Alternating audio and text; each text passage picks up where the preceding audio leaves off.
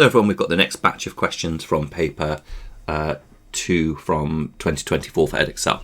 So it says complete the table of values for y is equal to x squared minus 2x minus 3. I think the only thing that's tricky here is you've just got to be careful when you're doing the negative ones. So let's have a look at the negative ones. So that would be minus 2 squared minus 2 times by minus 2 minus 3. Okay, now minus 2 squared, this is where students make a mistake, is plus 4, okay, because minus 2 squared means minus 2 times minus 2. Not to be, if you make a mistake, and if you write that without the brackets and you do that, minus 2 squared is actually minus 4, okay, and that's not what we're working out here. We're working out minus 2 times minus 2. So that's the place where you could make a mistake there. So we have minus 2 times minus 2 for this one is plus 4, and then minus 3, okay? So that is going to be 8 take away 3, which is going to be 5. So the first value that's going to go there in the table below the minus 2 is 5. And you just repeat that process. So you can see the next one we have minus 1 is 0, and then with the 0, when we put that in, we're going to get minus 3. And then with the 1, we're going to get minus 4 when we put it in the calculator. With the 2, we can see that we've got minus 3. And then with the 3, we're going to get 0. And with the 4, we're going to get 5. Okay, so those are like the values that we should get when we've completed our table correctly. And if we plot those values, let's just have a quick rough sketch. So at minus 2, so if I go minus 1, minus 2, and then we go 1, 2, 3, 4. Okay, so not quite to scale here with my little sketch, but never mind. Okay, and then I'm going to have 1, 2, 3, 4, 5, up 6 up there. 1, 2, 3, 4, 5, 6. And then here I'm going to have like minus 1, minus 2, minus 3, minus 4, minus 1, minus 2, minus 3, minus 4, like so. Okay, so if I just roughly plot them, just to give you an idea. So minus 2 and 5 would be there. Minus 1 and 0 would be there. 0 and minus 3 would be there. 1 and minus 4 would be there. 2 and minus 3 would be there. 3 and 0 would be there. And 4 and 5 would be there. So you can see that when you plot them, you should get a curve that looks like this. Okay, and you can tell if you've gone wrong with this one, because you'd end up with some weird thing that made the graph not look right. Okay, so that's question 5. That's really nice. 4 marks. Wow, that's a gift of 4 marks. Really nice. Question 6. It says the cost of a first-class stamp increased from 76p from 76 to 85p. The cost of a second-class stamp increased from 65p to 66p. Philip says that the percentage increase in the cost of a first-class stamp is more than 7 times the percentage increase in the cost of a second-class stamp. Again, this is one of those questions where there's various ways you can work this out, but I'm going to do 85 divided by 76 to help me work out the percentage increase in the cost of the first-class stamp. So 85 divided by 76 gives me 1.184. So 1.11 rather, 8421. Now, if I times that by 100, that's going to give me an 11.84 percentage increase in the cost of a first class stamp. Okay, now let me do my second class stamp. So 66 divided by 65, let's see what that gives us. 66 divided by 65 is equal to 1.01, 538. If I times that by 100, I get 1.538%. So a second class stamp has gone up by 1.538%. Now, Philip thinks that the percentage increase in the cost of a first class stamp is more than 7 times that of a second class. So if we take the percentage increase of a second class stamp, okay, which is 1.538, and times it by 7, then we end up with, that would be a 10.766 percentage increase. Okay, so that if we times it by 7, so it would appear in fact that Philip is correct. that if we do the percentage increase in the cost of a first class stamp is 11.84, and if we times the percentage increase in the cost of a second class stamp by 7, we get 10.766. So this percentage increase is more than 7 times the percentage increase of a second class stamp. So Philip is correct. So you must write down that, yes, you must write down that Philip is correct, because it's important to do that to get a mark as well. But you have to have the figures there to support it as well in order to get the mark. Perfect, that's question 6. Let's have a look, see what's next. Now, this one's intriguing. This one's worth 5 marks. Suddenly, at question 7, I feel like we've taken quite a jump up in terms of the level of difficulty here. It says the diagram shows a triangle ABC. In the diagram, all the measurements are in centimetres, and AC is equal to BC. So in other words, this length here, A to C, is the same as this length here, okay?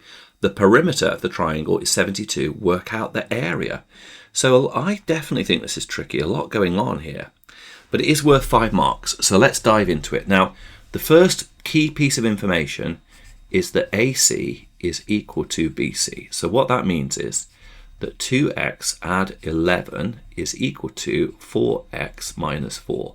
So that's step 1, okay? So we can solve this equation. So if we take 2x off both sides, we get that 11 is equal to 2x minus 4. And then if we add 4 to both sides, we get that 15 is equal to 2x. So therefore x is equal to 7.5. So that's really, really useful to us, okay? So let's use that now to find out what the lengths of all the sides of the triangle actually are. So we have here our A, we have our B, we have our C. Now this one is 2x add 11 is AC. So 2 times x is going to be 15, and then we're going to add 11, so we're going to get 26 is going to be the length of that side. Okay, now that side must also be 26, and we know that the perimeter of the whole shape is 72, so we're going to have 72 minus 26 minus 26, so that base down there is 20. And let's just check actually to see whether or not that's consistent with our x is equal to 7.5. So does 2x add 5 equals 20 give us x equals 7.5? Well, it gives us that 2x is equal to 15, and yes, x equals 7.5. So that's just a little check there to see, in fact, if it works. Because what we did here is, once we knew that x was 7.5, I used the 2x add 11 to work out what the length of AC was. So 2x add 11, and that was 2 times 7.5 was 15, 15 add 11 was 26, okay? So that's how I worked out that one there. This one had to be the same, and then because the whole perimeter was 72, I did 72, take away that, okay? So now here's the big thing that I think is really tricky. We've got to find the area of the triangle. So what we need to know is, there's various ways we can do this, okay? But the sort of simplest way, really, the kind of like question 7 kind of level way, is we need to know the height of the triangle. And in order to do that, we need to use Pythagoras. Now, because of the fact that this length is the same as this length, it means that we've got an isosceles triangle, which basically means that this length here is going to be the same as this length. So they're both going to be 10, okay? So we're going to do Pythagoras now. So we're going to say that 26 squared minus 10 squared is equal to the height squared, okay? So let's work that out. So 26 squared minus 10 squared gives us 576. So 576 equals h squared. So let's square root that and see what that gives us. Oh, 24, that's nice. So therefore the height is equal to the square root of 576. So the height is equal to 24 centimeters. All right, that's good. So now that we know that the height is 24 and we know what the base is, we can say that the area is equal to a half times the base times the height of the triangle. So the area is going to equal 1/2 times by 20 times by 24.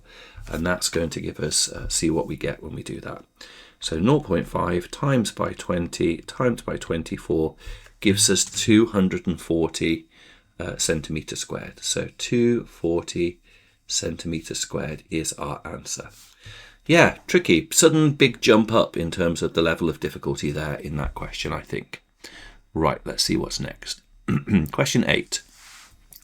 Work out the value of k in that expression. Give your answer in standard form. So what have we got here? We have got 1.25 times by 10 to the minus 12 is equal to k times by 4 times by 10 to the minus 20.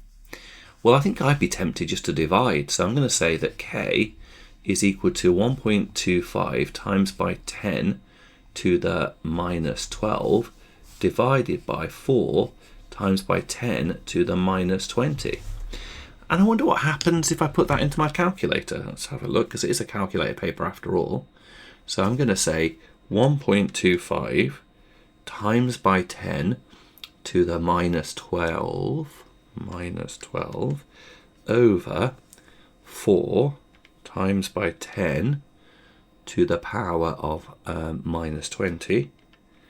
Press equals, and that gives me, oh, there we go. That seems pretty reasonable.